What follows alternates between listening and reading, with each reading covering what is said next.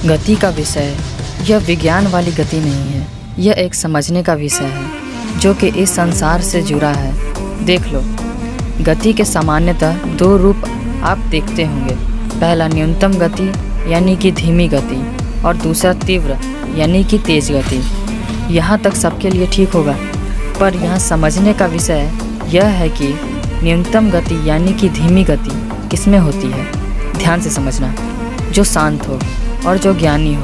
कैसे?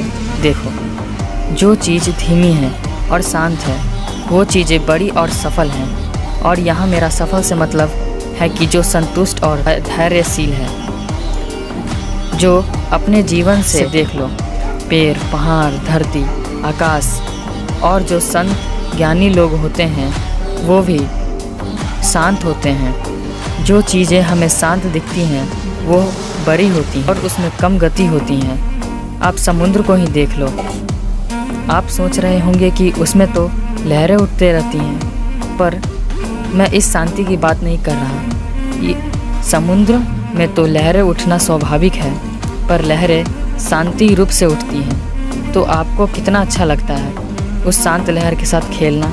मगर वही लहरों में अधिक गति आती है, अशांति आती है, तो वह कितना खतरनाक हो जाता है और कितना विनाशक हो जाता है। तो मैं यही आपको बता रहा हूँ कि जो शांत रहता है वो बड़ा होता है और जो अशांत होता है वह छोटा होता है। उसी तरह इंसानों में देख लो, जो दिन भर इधर से उधर करते रहते हैं उसको हम छोटे या सफल इंसान के रूप में नहीं देख पाते। इसका गलत अर्थ मत निकाल लेना। और आप पूरी दुनिया में कुछ का भी उदाहरण ले सकते हो।